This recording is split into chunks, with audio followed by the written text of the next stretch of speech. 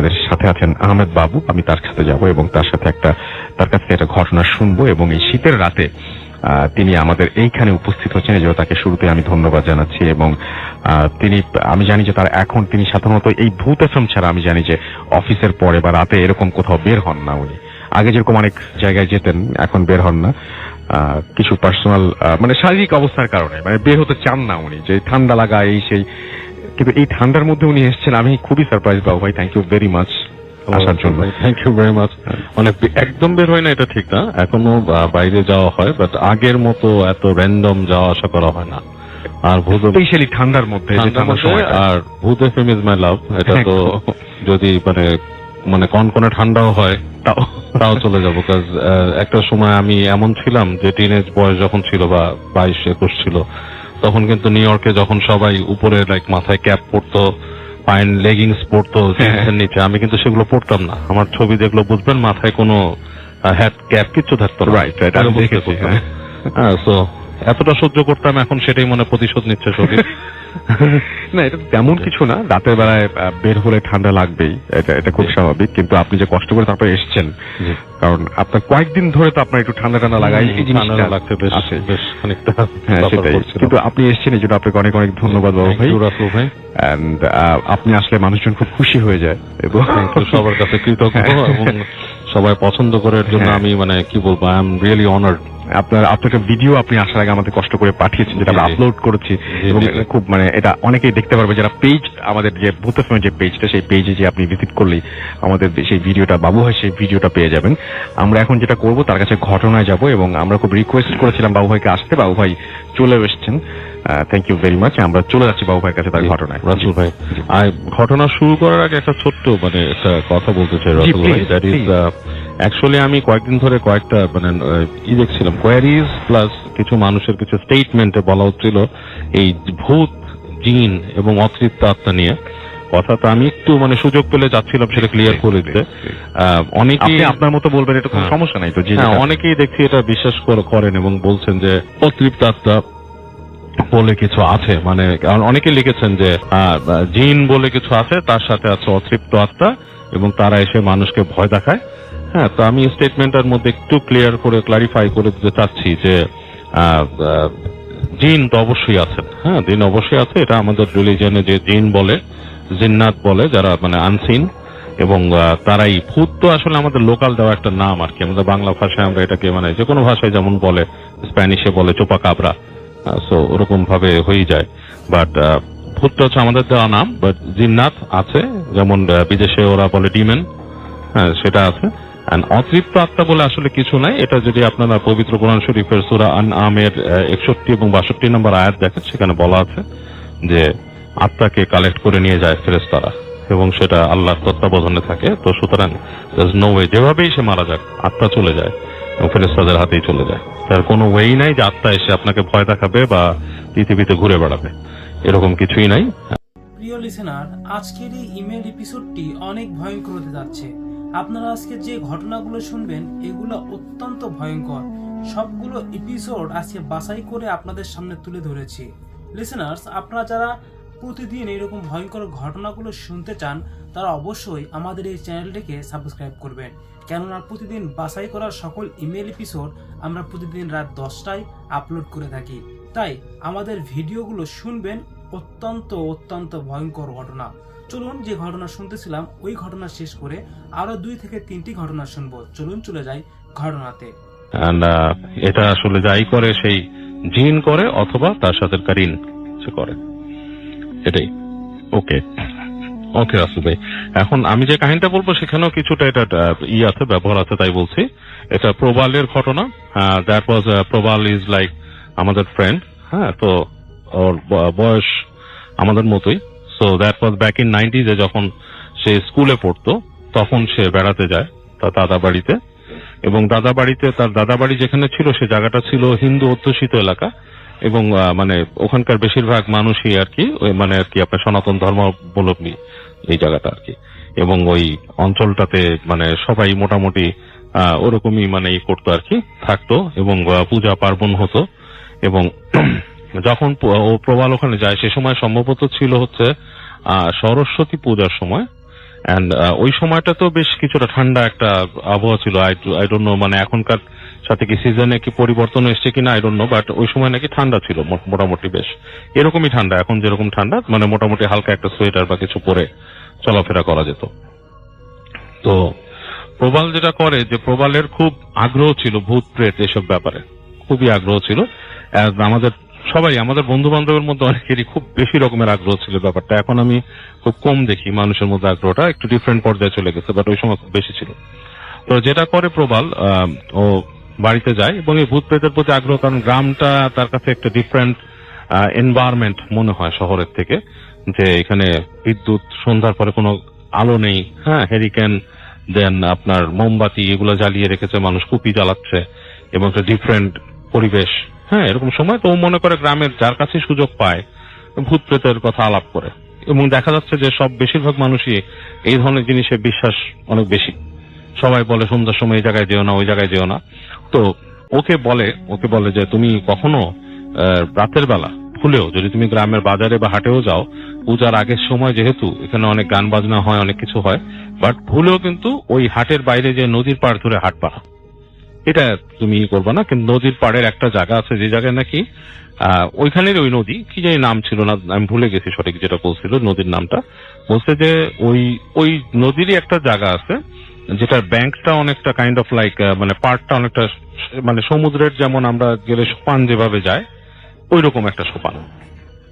তো বলছে ওই জায়গাটাতে দুপুরবেলা অনেক সময় যেটা হয়েছে মানুষকে মেরে ফেলছে, ঠিক আছে, মানে মাটিতে পুঁতে ফেলে করে বিভিন্ন, রাতের বেলাটাও অনেক খারাপ, ওখানে কোনো মাঝিও যায় না, তো তুমি ওই জায়গায় যাবা না।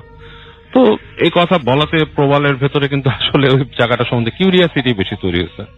অ্যান্ড সে যেটা করে একদিন এরকম রাতের বেলা গ্রামের ওই বাজারে যায় যে, এবং রাতের বেলা বেশ খানিকক্ষণ কাটিয়ে যখন ওই সময় বলছে যে ওখানে রাত 8টা সাড়ে 8টার মধ্যে ঘুমায় পড়তো গ্রামের মানুষ, 8টা সাড়ে 8টা 9টা। তো ও ঠিক সেই 8টা সাড়ে 8টার সময় ওখান থেকে বের হয়, বাজার থেকে বের হয়ে সে আস্তে আস্তে হাঁটা দেয় এবং সে নদীর দিকে হাঁটা দেয়। এবং ওর কাছে তখন কোনো টর্চ লাইট, যেটাকে বলে ফ্ল্যাশ লাইট, টর্চ লাইট বলতো, সে টর্চ লাইটও নেই, কিচ্ছু নেই, ও হেঁটে যাচ্ছে। তো তখন এক পর্যায়ে যখন গ্রামের শেষ প্রান্তটা পার হয়, তার মনে হয় যে আমার কাছে একটা আলো টালো কিছু রাখা দরকার। তো যেটা করে সে একটা মোমবাতি কিনে নেয়, একটা ম্যাচেস কিনে সে নিজের কাছে রাখে, রেখে সে হাঁটতে থাকে। তো হাঁটতে দেখে যে নদীর যেই মানে যেই অংশটা পর্যন্ত নৌকা ছিল, খেয়া পারাপারের একটা মাঝি থাকে, সেও নাই, তারপরে কয়েকটা নৌকা রাখা, এবং যেই পর্যন্ত নৌকা সেই বর্ডারটাও সে পার হয়ে যায়। এবং এখন যে সে হেঁটে যাচ্ছে আস্তে আস্তে, সে কিন্তু ঠিক সেই যে পাড়টা নদীর যে জায়গাগুলো খারাপ বলা হয়েছে ওই জায়গায় যাচ্ছে সে। তো সে হেঁটে যাচ্ছে দেখে যে হাতের বাম দিকে এখন আর ঘর বাড়িও নেই, গাছপালা সব নদীর পাড় থেকে শুরু হয়ে গাছপালা শুরু হয়েছে, এবং গাছপালার থেকে দূরে দেখা যাচ্ছে ক্ষেত, শস্য ক্ষেত অনেক দূর পর্যন্ত। এবং ও চাঁদটাও এমন একটা অবস্থায় যে চাঁদটা অর্ধেক মেঘে ঢাকা এবং মানে আলো কমে যাচ্ছে প্রায় মেঘে। এরকম করতে করতে দূরে এক জায়গায় সে দেখে নদীর বালির পাশে চিকচিক, এবং দূরে একটা রেখা মানে একটা কিছুর মতো দেখা যাচ্ছে নদীর পাড়ে। তো ও মনে করে যে এটা তো মেবি কিছু একটা। তো আস্তে আস্তে হেঁটে যায়, যত কাছাকাছি যাচ্ছে দেখে যে ওটা আরো স্পষ্ট হতে দেখে একটা নৌকা ওখানে আছে। নৌকার উপরে সাধারণত ওখানে রাতে যেগুলো অ্যাক্টিভ নৌকা, মানে মাঝিরা যে থাকে, এটা কুপি থাকে বা কিছু থাকে, ওইটার উপরে কিছুই নেই। তো ও দেখতেছে ওই চাঁদের হালকা আলোতে যে নৌকার উপরে একজন মাঝি মানে একজন মানুষ বসা আর কি। মানুষটা পেছন ফিরে বসে আছে, এবং মানে তার গায়ে কি কাপড় পরা সেটা বোঝা যাচ্ছে না অন্ধকারে, কিন্তু মনে হচ্ছে মাথায়ও কিছু পেঁচানো। তো ও বলতেছে যে, এখান থেকে ডাক দিচ্ছে যে এই যে ভাই 2-3 বার। তো ওই লোক কোনো রাগ করতেছে না, কথার উত্তর দিচ্ছে না। সে আরো কাছে চলে যায় নৌকাটা, যখন নাকি সে একদম পাড়ে আসছে নৌকার মানে গুলুইর কাছে, তখন সে পানির আওয়াজ পাচ্ছে, পানি এসে চপাত করে বাড়ি দিচ্ছে। আবার ডাকে এই যে ভাই। তখন শেখর মাঝিটা একটু মুখ তুলে তাকায়, বলে যে এখানে আপনি মানে এই যে আপনি কি এখান থেকে নদী পার করে পারে নিয়ে যান? তখন বলে না। বলে তাহলে আপনি এখানে কি করতেছেন? বলে আমি বসে আছি। আপনি কি চান, আপনার কি দরকার? বলে আমি শুনছি এই জায়গায় নাকি ভুতুড়ে ব্যাপার স্যাপার হয়, ভূতে ধরে। কিসের ভুতুড়ে ব্যাপার স্যাপার? বলে ভূত আছে, এই আছে সেই আছে। তো ওই লোক কোন উত্তর দেন ওকে। ও তখন বলে কি আমাকে আপনি একটু ভূতের জায়গাটা নিয়ে যেতে পারবেন, আপনি টাকা চাইলে আপনাকে দিব, আপনি চাইলে আপনাকে 50 টাকা পর্যন্ত দিব আমি। কারণ ও যখন এখানে আসছে ওই গ্রামে, তখন ও দেখছে যে নদী পার হতে 1 টাকা দেয় মানুষ, ঠিক আছে, ব্যাক ইন সেই 90s এর সময় তখন নদী পার হতে 1 টাকা দেয়। তো ও বলছে 50 টাকা বেশ ভালো অ্যামাউন্ট কিন্তু তখন। তো ওই লোককে যখন বলে যে আমি 50 টাকা দিব, তো ওই লোক কোনো কথা না বলে ওকে মানে ইশারা করে নৌকাতে উঠতে।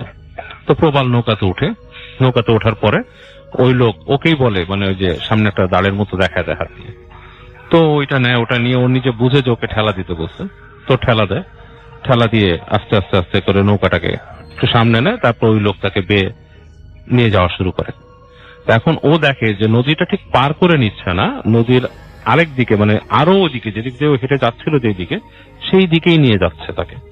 হ্যাঁ, মানে নদীর মধ্যে দিয়ে, মানে নদীর মানে মাঝামাঝি নিয়ে যেয়ে চলে যাচ্ছে। তো চিন্তা করে কোথায় নিচ্ছে, কত দূরে আমি আবার আসবো কেমন, একবার চিন্তা করে আবার চিন্তা করে দেখি কই নিয়ে যায়। তো এরকম নিয়ে যাচ্ছে ও এক সময় দেখলো যে গাছপালা শেষ, দুই পাশে বিশাল বিশাল মানে খালি খোলা প্রান্তর, এবং শুধু শব্দের মধ্যে সে পাচ্ছে নদীর মধ্যে হালকা বাতাসের শব্দ, ঠান্ডা লাগতেছে, আর ওই আপনার ওই লোকটা যে দাঁড় বাইছে ওই দাঁড়ের কড়কড় কড়কড় আওয়াজ আর কি।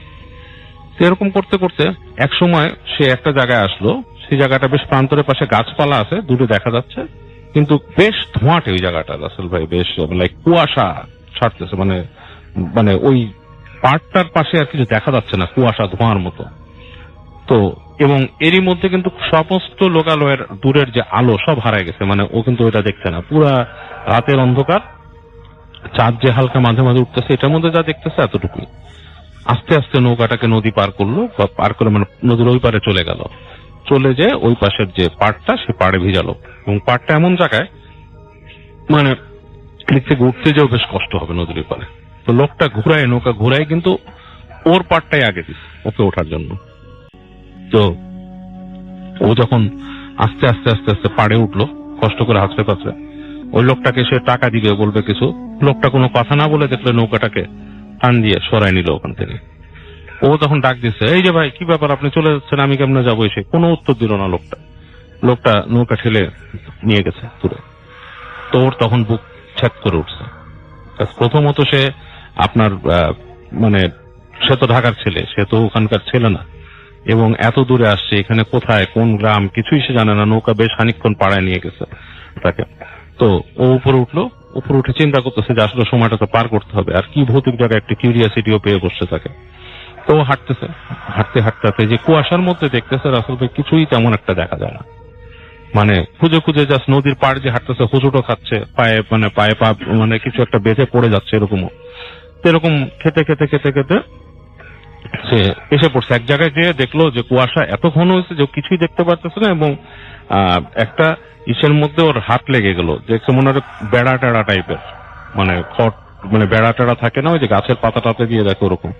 তো ওইটা সে হাঁচড়ায় পাঁচড়ায় সরায় সে ঢুকে একবার ভাবতেছে সে ম্যাচ জ্বালবে নাকি, এরকম চিন্তা করতে করতে আবার ঢুকছে, একটু দেখতে পারলো সামনে একটু রাস্তার মতো। তো হেঁটে গেছে, হেঁটে যেতে তো এক সময় হলো কি ওর পায়ের তল থেকে ধাপ করে মানে মনে হলো মাটি সরে গেল, এবং ও খানিক ধাপ করে নিচে পড়ে গেল, নিচে মানে প্রায় আপনার কয়েক ফিট নিচে, মাটির নিচে পড়ার পর যেখানে পড়ছে সে জায়গায় মনে হচ্ছে যে পুরানো মানে কেমন হাতটিতে মাটি টাটি পাচ্ছে, এবং ওর একবার হাত সরাতে যে আপনার একটা হাড্ডি পেয়েছে হাতের ভিতরে, হাড়। তখন তার মনে সন্দেহ হয়েছে আমি কি কোনো কবরের মধ্যে পড়ছি নাকি। তখন সে বের করে বসে ওখানে জাস্ট কোনো দাঁড়ায় হাতটা পাশে ম্যাচটা বের করছে, ম্যাচটা বের করে ম্যাচটা জ্বালছে, দেখলো যে আসলে তার আন্দাজটাই ঠিক। ও যেখানে আসছে সেটা একটা গর্ত, দ্যাটস মিন একটা কবরটা মনে পুরানো কবর, উপরে কোনো ভাঙাই ছিল, ভেঙে পড়ে গেছে, এবং ওর আশেপাশে অনেক পুরানো বাঁশেরই পড়ে আছে। তারপর আপনার ওই যে মানে মানুষের কিছু হাড় টাইপের কালো হয়ে গেছে, মানে বোঝা যাচ্ছে না। তো এর মধ্যে ম্যাচ নিভে যাওয়াতে সেটা সে আর করতে পারেনি। তো খুব ভয় পেল, প্রচন্ড ভয় পেয়ে গেল সে। তো কোনো মতে হাতড়ায় পাচ্ছায় চেষ্টা করে কবরের উপর উঠে চিন্তা করতেছে কিভাবে কি যাবে না যাবে।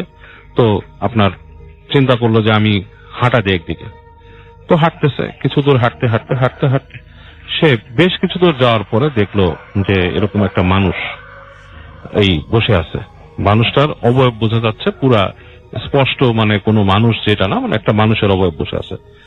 তো ও চিন্তা করলো যে এই মানুষটা এই জায়গাটা এইভাবে বসে আছে, এটা কেমন, তো ডাক দিল, হ্যাঁ এই যে ভাই কোনো উত্তর দিচ্ছে না। তারপরে মানুষটা ওর সাথে কথা বললো, এবং কথা বলার আসলে ভয়েসটা ছিল খুবই ভয়ঙ্কর একটা ভয়েস, উইচ ইজ লাইক, আমি নিজেও এরকম ভয়েস শুনেছি আমার জীবনে।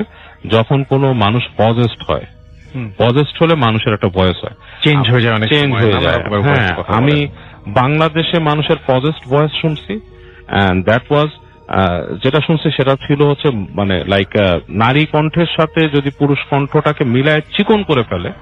আমাদের দেশের যে আমি দেখছি কাউকে পজেস করলে যে ভয়েসটা হয় একদম সামনে, that was like that, like ইঁদুর যদি কথা বলে কোনোভাবে, ঠিক এরকম একটা গলা। এবং ও বলছে ঠিক ভয়েসটা, আর বাইরে যেগুলো দেখছি সেটাতে একটু মোটা হয়ে যায়। এখন আমি এটার পরে ডিফারেন্সটা আমি বের করার চেষ্টা করছি অনেকের কাছে শুনে, যে কেউ যদি পুরুষ জিন দ্বারা পজেসড হয় তখন তার গলা মোটা হয়ে যায়, নারী জিন দ্বারা যদি পজেসড হয় তাহলে তার গলা চিকন হয়ে যায়। এটা আমার শোনা আর কি কথা বিভিন্ন মানে এরকম এক্সপার্টদের কাছে। তো যাই হোক, তো ওরকম চিকন গলায় ওকে মানে ওকে বলতেছে যে এখানে কেন আসছিস, বেশি শখ হয়েছে দেখার, দেখবি কয়টা দেখবি, দেখায় দে এখানে, হ্যাঁ তুই তোর বেশি শখ। হ্যাঁ, তারপর ওকে আরো অকথ্য ভাষা গালাগালি শুরু করে, মানে যা তা ভাষা গালাগালি শুরু করে, এবং এমন নোংরা কথা রাসূল ওকে যেটা বলে, যেটা ও ছাড়া কারো জানার কথা না ওর সম্পর্কে। হ্যাঁ, মানে ওর পার্সোনাল সম্পর্কে এটা ওইটা বলা শুরু করে বিভিন্ন কিছু, যে তুই এই করছিলি মনে নাই তোর এসে, তখন ওকে মানে লাইক হিউমিলিয়েট করে দেওয়ার মতো এমন সব কথাবার্তা বলে। এবং ও তখন এটা সহ্য করতে না পেরে ও দৌড় দেয় দিক থেকে, এবং দিক বিদিক শূন্য হয়ে দৌড় দেয়। এবং দৌড়াতে দৌড়াতে একসময় নদীর পাড়ে চলে আসে। পাড়ে চলে এসে সে আর কোন দিক না পেয়ে সাঁতার জানতো, ওই নদীতেই লাফায় পড়ে সে। এবং এই ঠান্ডার মধ্যে নদী সাঁতরায় সাথে নদীও পার হয়ে যায়। নদীটা খুব বেশি বড় অবশ্য ছিল না, মানে ইসে আর কি, এই পাশে ওই পাশে একসময় নদীও পার হয়। এবং ওই পারে এসে সে মানে ঠান্ডায় কাঁপতে থাকে, কাঁপতে কাঁপতে একসময় সে যতটুকু পারে দৌড়ায়, দৌড়াতে দৌড়াতে একসময় সে জ্ঞান হারায় ফেলে। এবং পরদিন সকালবেলা ওর যখন হুঁশ ফিরে, মানে পরদিন সকাল বলতে কি মানে ধরেন মানে যখন রোদ উঠে তখন সে দেখে যে তার হুঁশ ফিরছে, এবং তাকে তখনও কেউ নেয় নাই, সে একটা জায়গায় পড়ে আছে যে জায়গায় আপনার ঘাস টাস আছে এবং কোনো মানুষজন নাই, এবং সে নিজে কাঁপতেছে, তার বুঝতেছে তার জ্বর আসছে। এই অবস্থায় সে কোনো মতে হাঁচড়ে পাছড়ে ওই ওখান থেকে উঠে হেঁটে হেঁটে হেঁটে হেঁটে সে আপনার ওই বাজারের দিকে যায়, যে মানুষজনের সামনে কথা বলে, দোকানদারের সাথে কথা বলে, এবং প্রলাপ বকার মতো অবস্থা দেখে ওখানকার একজন মানুষ খোঁজ খবর করে তার দাদা বাড়িতে তাকে নিয়ে আসে, এনে তাকে রাখে। তো ও দাদা বাড়িতে আনার পর তো কয়েকদিন অসুস্থ থাকে, এরকম করে তাকে পরবর্তীতে ঢাকায় নিয়ে আসে। কিন্তু যেটা হয় রাসেল ভাই, ও আসলে ঢাকায় আসার পর থেকে উদ্ভট সব কার্যকলাপ শুরু করে, লাইক আপনার অনেকটাই সে অ্যাবনর্মাল টাইপের মানুষ হয়, মানে লাইক পড়াশোনা যে ভালো স্টুডেন্ট ছিল সেটাও তার অনেকটা কমে যায়, মানে বেশ উচ্ছৃঙ্খল জীবনযাপন এটা সেটা, এবং খাওয়া দাওয়া এসবের প্রতি অনেক আকৃষ্ট, এবং লাইক অনেক কিছু। তো তার বাবা মা এটা নিয়ে খুব টেন্সড হয়ে যায় যে আমার ছেলেটা এরকম কেন হয়েছে। এবং করতে করতে তাকে একবার একজন হুজুরের সাথে দেখা করে, বলে যে আমার ছেলে এরকম। তো হুজুর বলে আপনার ছেলে তো আসর আছে তার উপরে, এবং আসর আছে, এবং এটা আসলে আপনার না তাড়ালে সেই হবে না। তো বিভিন্ন রকমের তাকে রেমেডি দেয় হুজুর, এবং যেটা হয় প্রত্যেকটা বাড়ি যতবারই তাকে বিভিন্ন রেমেডি দিচ্ছে কোনোটাতেই সে একদিন দুই দিনের সাথে কোপ আপ করে, তৃতীয় দিন আর কোপ আপ করে না, এবং সে বিশাল ঝগড়াঝাটি এরকম করে। তো ফাইনালি তার বাবা এরকম একজন বড় আলেমের সাথে দেখা করে ওই ওনাকে একবার বলে যে আপনি আমাকে হেল্পটা করেন, আমার ছেলেটাকে একটু করেন। তো ওদের বাসায় এরকম একটা করেন আর কি, এক্সোরসিজমের করে। এবং সেখানে নিয়ে আসার পরে ওকে ঠিক ওই হুজুরটা বলে যে সন্ধ্যার পরে যে আপনি বাসার মধ্যে কাউকে রাখবেন না, আলো টালো বন্ধ করে দেন, এবং এই মানে আপনার ছেলেরই হবে। তো আমি এক্সোরসিজম করবো আর কি, জিন তাড়াবো। এই জিন তাড়ানোর ব্যাপারটা প্রবল, কিন্তু মানে বাকি অংশটা সে জানতো না ওই দিন। এটা খুবই একটা আজব ব্যাপার। বাকি অংশ জানতো না, সে জানতো না কিভাবে হয়েছে। সে জানতো তার বাসাতে অ্যারেঞ্জ করছে, কিন্তু ওকে যে এনে কখন কি করবে এটা জানতো না। এবং ও আমাকে বলছে যখন নাকি হুজুর আসলো, এসে ওর সাথে কথা শুরু করলো, তারপর থেকে তার কিছু মনে নাই। এবং এটা ওর বড় বোনের কাছে আমি যতটুকু শুনছি, যে যখন নাকি ওকে এক্সারসিজম করে হুজুর ওর উপরে ওই জিনিসটা আসর করায় আর কি। আচ্ছা, এবং যে আসর যে করায়, এবং প্রবালের গলা নাকি ওরকম হয়ে যায় আপনার, এই জাস্ট লাইক দ্যাট, মানে আপনার এই মানে চেঞ্জড মিক্সড একটা গলা হয়ে যায়। এবং ওকে মানে এরকম প্রশ্ন করে এবং সে বলে যে আমি একটা শ্মশান ঘাটের এই মানে পেতনি টাইপের কিছু বলে যে আমি এখানে আসছি, ওকে পছন্দ করছি এবং আমি ওকে মানে বিয়ে করব, নিয়ে যাব। তো এই হুজুর অনেক কিছু বলে, দোয়া পড়ে এবং অনেক কিছু করে একসময় তাকে এক্সোসিজম করে ওটাকে তাড়ায় দেয়, তাকে বলে আসতে না, এবং ওর জন্য কিছু তাবিজ আরো এগুলো দিয়ে দেয়, বাসা বন্ধ করে দিয়ে যায়, বলে যে এর বাইরে যাতে না যায়। তবে ওর এরকম মাঝে মাঝে ভুল হতো, যেটা হচ্ছে যে ওর ওই যে তাবিজ যেটা অনেক সময় না পড়তো। যেমন একদিন যেটা হয়েছে, ওর বোন দেখছে সন্ধ্যার পরে ওকে পাচ্ছে না, তখন ধরেন সন্ধ্যার পরে ওকে খুব চোখে রাখতো, তো বাসায় ওর করতো না। তো ওর বোন দেখতে সন্ধ্যার পর অনেকক্ষণ ধরে ভাই নাই, বাসায় ছিল নাই। তো ওর বোন খুঁজতে ওর বোন ছাদে যায়, কিছু কাপড় ছিল আনবে। তো যে দেখে যে ও বাসার মানে তখন সূর্য ডুবে যাচ্ছে, জাস্ট লাইক আপনার বারান্দার যে রেলিংটা, প্যারাফিট ওয়াল, সেটার ওই পারে যে কার্নিশটা, সেখানে সে দাঁড়ায় আছে। তোর বোন যে ডাকে প্রবাল, তো সে কি করে, বোনের দিকে তাকায় হাসি দিয়ে সে এমন একটাই করে যে ও লাফ দিয়ে পড়ে যাবে ওখান থেকে। আচ্ছা। এবং হাসিটা এমন অতি প্রাকৃত মানে অপ্রকৃতস্থ ছিল যে মানে এটা ওর সাথে কোনোভাবেই যায় না।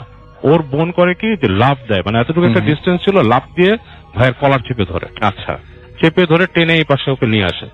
এবং তখন ও বলছে যে, ওর বোন বলছে যে ও আমাকে ছাড়ানোর জন্য যে চেষ্টাটা করছে, ওর গায়ে আসরিক শক্তি ছিল, কিন্তু আমি জাস্ট আমার ভাইয়ের প্রতি ভালোবাসার জন্য এত জোরে টান দিছি, যেটার জন্য ও পারে নাই। এবং আমি দোয়া পড়তেছিলাম, দোয়া পড়তে ওকে নিয়ে আসছি। এবং এইভাবেই নাকি ওর অনেক সময় চলে যায়। পরবর্তীতে ও আস্তে ধীরে মানে আর কি জিনিসটার থেকে অনেকটাই মুক্ত হয়, কারণ ওকে খুব বাসায় কেয়ারফুলি রাখা হতো। এবং প্রবাল পরবর্তীতে এখন কানাডাতে আছে, এখন মোটামুটি এইসব ব্যাপারে হয় না। তবে ও আমাকে এখনো বলে যে এখনো মাঝে মাঝে ওর ওইখানেও অনেক মিস্টিরিয়াস ফিল সে করে, বেসমেন্টে হঠাৎ নামলে এরকম সে ফিল করে। তা আমি জিজ্ঞেস করছিলাম যে তুই কি ফিল করতি তখন ওই জিনিসটা? বলে অ্যাকচুয়ালি ফ্রেন্ড, আমি দেখতাম, আমাকে যে বলতো যে আসল করছে ওই জিনিসটাকে আমি দেখতাম। সে একটা মেয়ে ছিল। ওকে, হ্যাঁ, সে মেয়ে ছিল এবং সে দেখতো। তো এরকম আমি কিন্তু আরো কাহিনী শুনেছি, যেমন আমার এক মামারও ছিল এরকম একটাই, বলেই ফেললাম আর কি, তারও এরকম একটা পজিশন ছিল, তিনিও কিন্তু বলতো তিনি দেখতেন। অনেকেই দেখেন, এটা আমিও শুনেছি। হ্যাঁ, এবং মানে এই জিনিসগুলো খুবই স্ট্রেঞ্জ একটা জিনিস রাসেল ভাই। আমার মামার সাথে যেটা ছিল সেটা তো আমি নিজের শব্দই পাইছি এবং নিজের চোখে কিছু জিনিস দেখছিও। তো এটা ওকে অবিশ্বাস করার আমি খুব একটা কারণ দেখি না, কারণ আমার মামা বলছিল আমাকে যে তার সাথে যেটা আছে সে আসছে বাসায়, এবং আমি কিন্তু বলতেছি যে আসছে মানে একটু পরে দেখি ওই রুমের দরজার মধ্যে ধুপ করে জোরে কিল, এবং এটা আমার নিজের ফার্স্ট হ্যান্ড এক্সপিরিয়েন্স। মানে খুবই আজব ব্যাপার আছে। Thank you so much. Thank you Babu ভাই। আমরা আবার will get back to you. আমরা এখন যেটা করবো সেটা থেকে ছোট্ট বিরতি নিব এবং বিরতির পরে আবারও ফিরে আসবো। আমরা চলে যাচ্ছি তার দ্বিতীয় ঘটনায়। চল। আমি সরকারি চাকরি করি, তাই স্টুডিওতে যাওয়ার মতো সুযোগ হবে না। ঘটনাটি ভালো লাগলে আপনি পড়ে শোনাবেন। নিচে আমার নাম ঠিকানা দিলাম, প্রকাশ না করার জন্য অনুরোধ রইল। ঘটনাটি আমার না, আমার এক নানির সঙ্গে ঘটে যাওয়া একটি ঘটনা। আমার মা আমাকে বলেছে ঘটনাটি আজ থেকে 60 থেকে 70 বছর আগের ঘটনা। আমার সেই নানি ছিল খুবই গরিব একজন মানুষ। সে মানুষের বাড়িতে বাড়িতে গিয়ে বাচ্চা প্রসবের কাজ করত। ঘটনাটি ঘটেছে খুব শীতের একটি রাতে। নানি প্রতিদিনের মতো রাতের খাবার শেষ করে ঘুমিয়ে পড়েছিলেন। রাত যে কয়টা বেজেছিল আমার নানির মনে ছিল না, তখন ঘড়িও ছিল না। হঠাৎ করে নানির জানালায় টক টক করে কে যেন টোকা দেয়। তারপর নানিকে উঠতে বলে। তারপর নানি বলে, কে? সেই লোকটি বলে সে পাশের গ্রাম থেকে এসেছে, তার খুবই বিপদ, তার স্ত্রীর সন্তান সম্ভবা খুব কষ্টে ছটফট করছে, তাকে যেতেই হবে। নানি যেতে না চাইলেও নানি আর লোকটির কথা ফেলতে পারে না। সে বাড়ি থেকে উঠে লোকটির পিছু পিছু রওনা হলো। রাত যে কত ছিল নানির সেটাও মনে নেই। নানি দেখছিল লোকটি তার থেকে একটু দূরে দূরে হাঁটছিল। নানি বুড়ো মানুষ, সেই মতো করে হাঁটতে পারছিল না। লোকটিকে বলল, আমি বুড়ো মানুষ, আপনার মতো হাঁটতে পারছি না, আপনি একটু আসতে চান। আবার বলল, আর কত দূর যেতে হবে? লোকটি বলল, সামনেই রাস্তা। নানি দেখল গ্রামের মধ্যে জঙ্গলের ভেতর দিকে সে নানিকে নিয়ে যাচ্ছে। আর একটু ভেতরের দিকে যেতেই দেখল সামনে খুবই বড় একটা পুকুর। লোকটি পুকুরের পাড় বেয়ে নিচের দিকে নেমে যাচ্ছে। এখন তার সাথে কি হচ্ছিল সেটা মোটেও বুঝতে পারেনি, কিন্তু লোকটি পুকুরের ভেতর দিকে নেমে যেতেই নানি বুঝতে পারল যে তার সাথে আজকে খুব খারাপ কিছু হতে চলেছে। নানির এই প্রচন্ড শীতের মধ্যেও গা থেকে ঘাম ঝরতে লাগলো। নানি মনে মনে ভাবল, এই অবস্থায় যদি এখান থেকে চলে যাই তাহলে সে আমার ক্ষতি করতে পারে। তাই সে মনে মনে সাহস সঞ্চার করে লোকটির পিছু পিছু রওনা দেন এবং নানি দেখতে পান যে লোকটি যাওয়ার সঙ্গে সঙ্গে আর পানি নেই, সেখানে সুন্দর রাস্তা, আর সেই রাস্তা বেয়ে লোকটি হেঁটে চলেছে। সেখানে কিছুক্ষণ হাঁটার পর নানি দেখতে পান খুব সুন্দর একটা বাড়ি, ঠিক যেন রাজপ্রাসাদের মতো, যেন কোনো শিল্পীর নিখুঁত হাতের তৈরি। বাড়ির সামনে অনেক লোকজন, আর ভেতর থেকে একজন মহিলার খুব কষ্টে ভরা কান্নার আওয়াজ আসছে। সেই লোকটি নানিকে ইশারা করে ভেতরে যেতে বলল। নানি গিয়ে দেখল একজন মহিলা সন্তান জন্ম দেওয়ার জন্য ছটফট করছে। নানি সেই মহিলার সঙ্গে প্রায় 1 ঘন্টা চেষ্টা করে সন্তান ভূমিষ্ঠ করাতে পারে।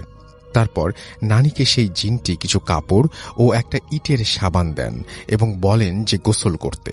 নানি গিয়ে দেখতে পান যে বর্তমান যুগে সুইমিং পুলের মতো একটা পুকুর, সেখানে আরো অনেক প্রায় 9-10 জন মহিলা সেখানে গোসল করছে। নানি গোসল শেষে জিনটিকে বলল তাকে ফিরিয়ে দিয়ে আসতে, কিন্তু জিনটি তাকে একটা ঘরের মধ্যে নিয়ে গেল এবং সেখান থেকে তাকে ইচ্ছা মতো সোনা, টাকা পয়সা, সে যা চায় তাই নিতে বলল। কিন্তু নানি খুব ভয় পেয়ে গেল এবং সে বলল তার এসব কিছু চাই না, তাকে ফিরিয়ে দিয়ে আসতে। নারীর অনেক জোরাজুরির পর তাকে ফিরিয়ে দিতে রাজি হয় এবং জিনটি বলে সে যেন এই কথাগুলি কাউকে না বলে, বললে তার ক্ষতি হবে। বলে রাখা ভালো যে এর মধ্যে 7 দিন অতিবাহিত হয়েছে। এর মধ্যে নানিকে সকালে ঘরে না পেয়ে সবাই খোঁজাখুঁজি করতে শুরু করে এবং একদিন নানিকে শোবার ঘরে দেখে সবাই বলে সে এই 7 দিন কোথায় গিয়েছিল। নানি কোনো কথা বলে না এবং নানির শরীরে প্রচন্ড জ্বর, অনেক চিকিৎসার পরেও ভালো হচ্ছে না সেই জ্বর, এবং নানি শুধু শয়নে স্বপনে শুধু সেই জিনটিকে দেখে। একদিন রাতে নানির শরীরে প্রচন্ড কাঁপুনি সহকারে জ্বর আসে এবং নানিকে একটা ভ্যানে করে ডাক্তারের কাছে নিয়ে যাওয়া হয় এবং রাস্তার মধ্যে সেই জিনটি সাদা পোশাক পরে হাজির হয় এবং বলে এই অসুখ কোনো ডাক্তারের কাছে নিয়ে গেলে ভালো হবে না, এবং বলে যে স্থানীয় একটি মাদ্রাসার বড় হুজুরের কাছে নিয়ে যেতে হবে এবং খালি পায়ে সেখানে যেতে হবে। নিয়ে আসার সময় পেছন ফিরে তাকানো যাবে না। তার কথা মতো সেই হুজুরের কাছে সে যায় এবং পানি নিয়ে আসে এবং তারপর আরো অসুখ বেশি হয়। তার ঠিক 3 দিন পর আবার সেই জিনটি নানির ঘরে আসে এবং বলে তারা জুতা পরে সেখানে গিয়েছিল, সেই জন্য অসুখ বেশি হয়েছে, আবার যেতে বলল। তারপর পানি নিয়ে আসে এবং নানি পানি পান করতে শুরু করেন। তার কিছুদিন পর সেই লোকটি মাঝে মাঝে সেই নানির কাছে আসতো এবং তাকে অনেক কিছু দিতে চাইতো, কিন্তু নানি সেটা নিতে চাইতো না।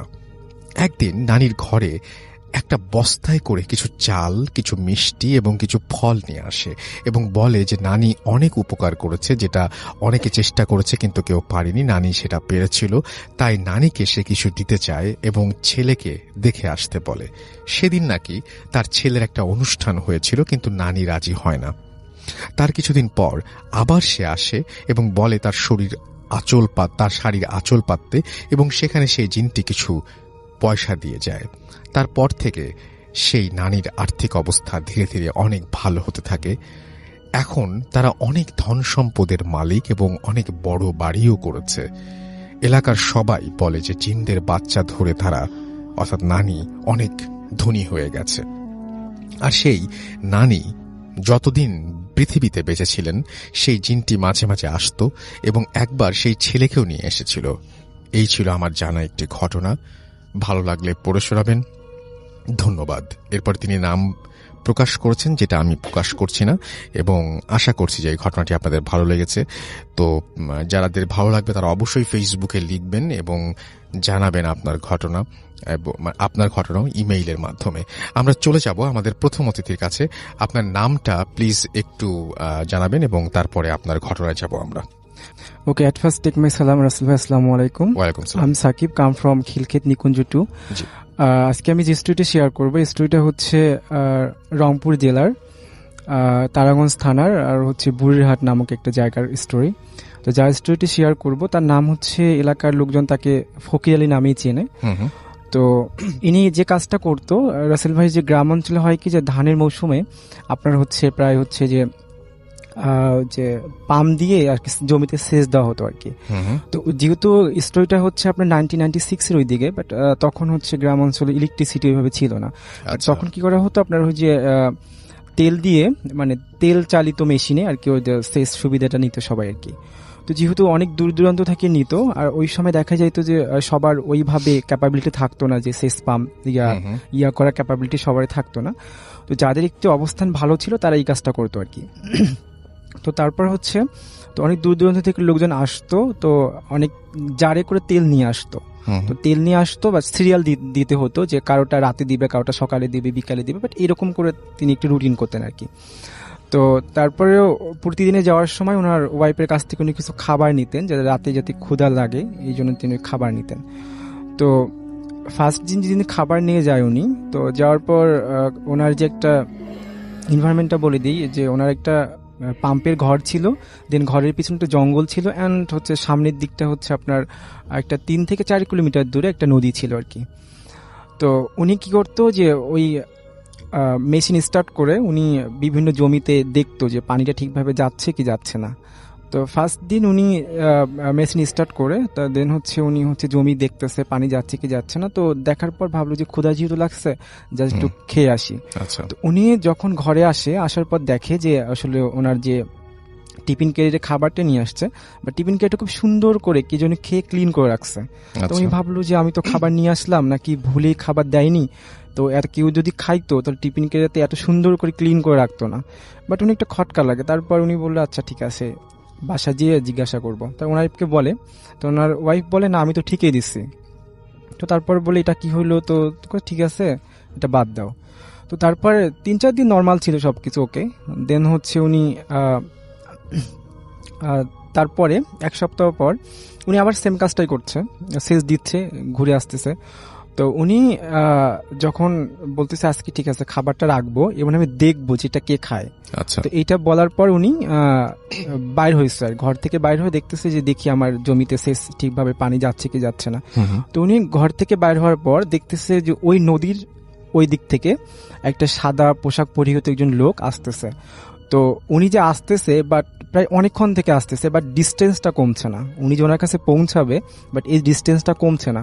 তা উনি বলতেছে একটুক পথ আসতে তো এতক্ষণ লাগার কথা না, বাট উনি বলতে দেখি আমি একটু আগে যা দেখি আসলে কি এটা। তো উনি যখন যাচ্ছিল, তো উনিও ওই লোকটার কাছে পৌঁছাতে পারছে না। তো উনি ভাবলো যে এটা কি হচ্ছে। তারপরে উনি যখন যাচ্ছিল তো হঠাৎ করে তিনি কিউরিসিটি বশত ভাবলো দেখি একটু আমার মেশিনের ঘরের দিকে একটু তাকাই। তো ঘরের যখন একটু লুক দেয়, তো উনি দেখে যে অসংখ্য কুকুর ঘরটা থেকে বের হচ্ছে, জঙ্গলের দিকে যাচ্ছে। তারপরে উনি আবার ওনার ফ্রন্ট সাইডে আবার লুক দেয়, যে লোকটাকে দেখলাম। তো দেখার পর দেখে যে না, লোকটা ওখানে ভেনিশ হয়ে গেছে। তো পিছন থেকে কেউ একজন ডাকতেছে ওনাকে, অনেক সাউন্ড করে ডাকতেছে যে আপনি কই যাচ্ছেন। তো উনি অলমোস্ট নদীর কিনারে চলে আসছে প্রায়। তো উনি পিছন থেকে এসে বলে আপনি কই যাচ্ছেন। তো বলতেছে আমি তো জমিতে দেখতে আসছি যে ঠিকভাবে পানিগুলো যাচ্ছে কি যাচ্ছে না। তো বলছে আপনি তো প্রায় নদীর কাছে চলে আসছেন, নদীর আশেপাশে তো কোনো জমি নেই, আপনি কই যাচ্ছেন।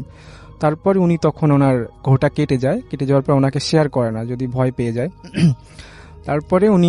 তারপরে ফজরের সময় উনি বাসায় এসে কাউকে কিছু বলে না। তো না বলার পর আবার প্রায় 3-4 সপ্তাহ সব ওকে ছিল। তো তারপরে ওনার ওয়াইফ সেম জিনিসটাই দেখে। তো একদিন রাতে প্রায় হচ্ছে ফজর আজানের আগে ওনার হাজবেন্ড ফজর আজানের সময় আসে বাসায়। তো আগে কেউ যেন টোকা দিছে দরজায়, টোকা দিয়ে ওনার টোনটা এরকম ছিল, ওনার হাজবেন্ডের টোনে ওনাকে কল করছে যে দরজাটা খুলো, আমি আসছি। তারপর উনি দরজাটা খুলে, তো আগে তো গ্রামে যেহেতু ইলেকট্রিসিটি ছিল না, বাট হ্যারিকেন নিয়ে যখন উনি বাইর হয়, তো বাইর হওয়ার পরে ওনার হাজবেন্ডকে উনি ডাকছে যে তুমি কোথায়। তো তারপর ওনার হাজবেন্ড উনি ভাবছে হয়তো বা ওয়াশরুম গুলো একটু দূরে হয় গ্রাম অঞ্চলের, আপনি জানেন, তো উনি ভাবছে হয়তো বা উনি ওয়াশরুমে ফ্রেশ হওয়ার জন্য গেছে। তো উনি যখন ওয়াশরুমে যায় দেখে যে ওখানে কেউ নেই। তো উনি বললো যে উনি কি আমার সাথে এই ধরনের ফান করতে পারে, বাট উনি তখন রুমে ব্যাক চলে আসে। তো আসার পর ওনার হাজবেন্ড সেদিন ফজর আজানের সময় আসেনি, উনি একটু প্রায় 7টা 7:30 দিক বাসায় আসে। তো উনি বলে আচ্ছা তুমি তো কালকে আসছো, তা বলে না আমি তো আসিনি। তো তুমি আসলা, তুমি আমাকে ডাকলা, আমি দরজা খুললাম, খুলে দেখি তুমি নেই, তো তুমি আমার সাথে এই ফানটা কেন করলা? তো ওনার হাজবেন্ড ওনাকে রাগারাগি করে, তোমাকে তো আমি একদিনেই বলছি যদি কেউ ডাকে তুমি খুলবা না, আগে জানানো দিয়ে দেখবা, কনফার্ম হবা, দেন তুমি দরজা ওপেন করবা, তার আগে তুমি কেন খুলছো? ওনার হাজবেন্ড অনেক বকাঝকা করে। তো সেই দিনের মতোই যায়, বাট এটা যে ভয়াবহতা সামনের দিকে আরো অনেক একটা করুন, সেটা উনি ওনার স্ত্রী সেটা আগে থেকে করতে পারেনি, উনিও পারেননি। তো একদিন ওনার স্ত্রীকে উনি বলে যায় যে আজকে আমি বাসায় এসে ফজরের নামাজ পড়ব। তারপরে উনি চলে যায় ওনার ওখানকার কাজ শেষ করে।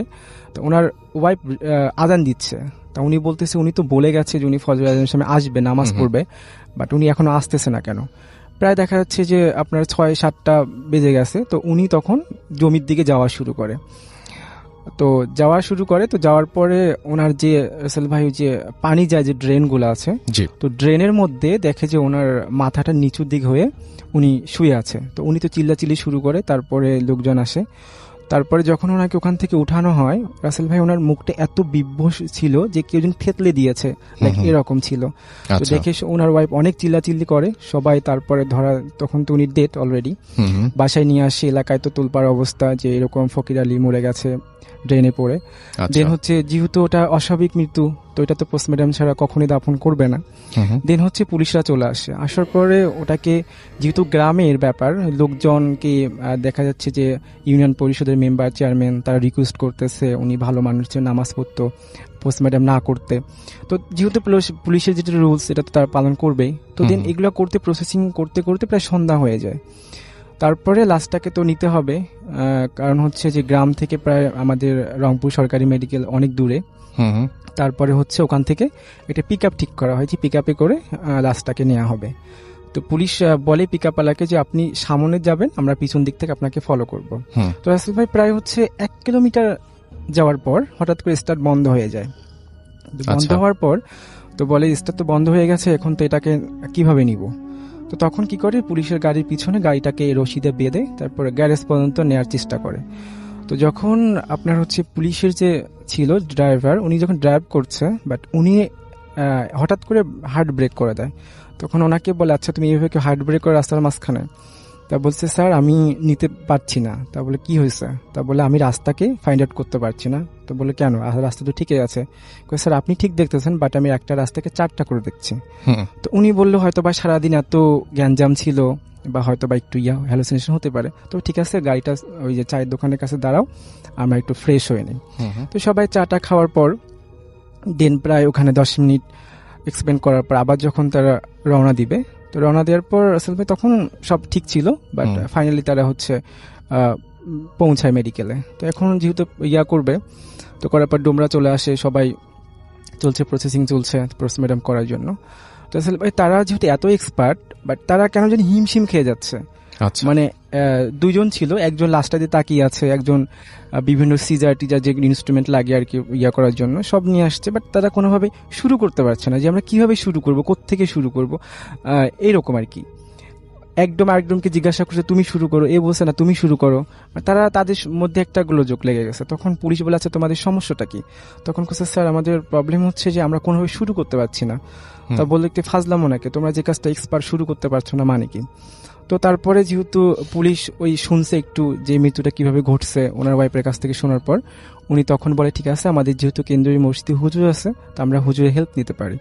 তখন হুজুরকে কল করা হয়, হুজুর চলে আসে। হুজুর তখন আসা মাত্রই বুঝতে পারে যে এটা হচ্ছে জিন ঘটিত মৃত্যু, বা এটা একটু প্রবলেম হবে, বাট আমি সাময়িক সময়ের জন্য কিছু দোয়া পড়ে এটা ঠিক করে দিতে পারি, বাট পরে কি হবে এটা আমি বলতে পারবো না। তারপর রাসেল ভাই তখন উনি ঠিক করে দেয়, একটু দোয়া পড়ে দেয়। দেন হচ্ছে পোস্টমর্টম করার পর বাসায় নিয়ে আসার পর লাশ গোসল করানো সব ওকে, বাট দাফন টাপন করা শেষ। কিন্তু দাফন করার প্রায় 1 সপ্তাহ পর প্রবলেমটা শুরু হয় ওনার ওয়াইফের সাথে, যে হঠাৎ করে রাতে হচ্ছে টিনের চালে অসংখ্য ঢিল ছুটছে, ডিস্টার্ব করছে, দরজায় টোকা দিচ্ছে, ওনার হাজবেন্ডের টোনে ডাকাডাকি করছে। ওনার ওয়াইফ খুব নিতে পারছে না। তারপর উনি একটা কবিরাজের কাছে যান। তো কবিরাজকে বলেন যে আমার এই প্রবলেম হচ্ছে। তো বলে যে ঠিক আছে, আমি তো এটা পারবো না, আমি একটা রেফারেন্স দিচ্ছি, আপনি ওনার সাথে যোগাযোগ করতে পারেন। তারপর উনি যখন রেফারেন্সটা দেন রাসেল ভাই, তখন উনি ওই ইয়ার কাছে যান আর কি, কবিরাজের কাছে।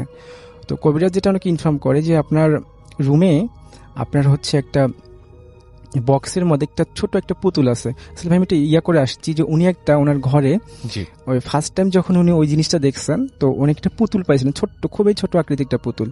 তো ওই পুতুলটা উনি ঘরে এসে রাখেন, বাট ওনার ওয়াইফ জানতো না। তো তখন হুজুর বলে ওই পুতুলটা হচ্ছে আপনি একটা ছোট্ট একটা ব্যাগে করে, ব্ল্যাক কাপড়ের একটা ব্যাগ তৈরি করবেন, তৈরি করে ওই ব্যাগে করে আপনি পুতুলটা হচ্ছে ওই নদীতে ফেলাই দিবেন। তো ওনার ওয়াইফ হচ্ছে পুতুলটাকে একটা ব্ল্যাক কালারের ইয়াতে করে উনি তারপরটা ফেলাই দিয়ে আসেন। তো তারপর থেকে ওনার বাড়িটারি বন্ধ করে দেওয়ার পর সবকিছু ওকে ছিল। আসলে এই ছিল আমার first story. Thank you so much. আপনার প্রথম ঘটনার জন্য আপনাকে অনেক অনেক ধন্যবাদ এবং আশা করছি যে আপনাদের অনেক ভালো লেগেছে। আমরা চলে যাব আমাদের পরবর্তী অতিথির কাছে এবং তার ঘটনাটি শুনে আসব। আপনার নামটা প্লিজ একটু বলবেন, আপনি কোথা থেকে এসেছেন, তারপর আপনার ঘটনায় যাব। ধন্যবাদ রাসেল ভাই। সবাইকে আসসালামু আলাইকুম। আমি নাহিদ, আসছি ডুয়েট গাজীপুর থেকে। জি। তো আমি যে গল্পটা বলবো এটা আমার এলাকার চাটমোহর পাবনার। আর এটা আমাকে বলতে আমার সিনিয়র স্যার মাসুদুর রহমান। তো ঘটনা হচ্ছে 2006 সালের। তো আমার স্যার, বলি যে স্যার টেক্সটাইল ইঞ্জিনিয়ার, তো পাবনার থেকে ঢাকাতে থাকতো বাসাতে। তো উনি জব করতে করতে হঠাৎ 2 দিনের ছুটিতে বাসা যায়। তো বাসায় যেতে রাতে পৌঁছায়, বাড়িতে পৌঁছায়। বাড়িতে পৌঁছানোর পরে তো জি, তো ঘুমায়, অনেক রাতে পৌঁছানোর পরে ঘুমায়।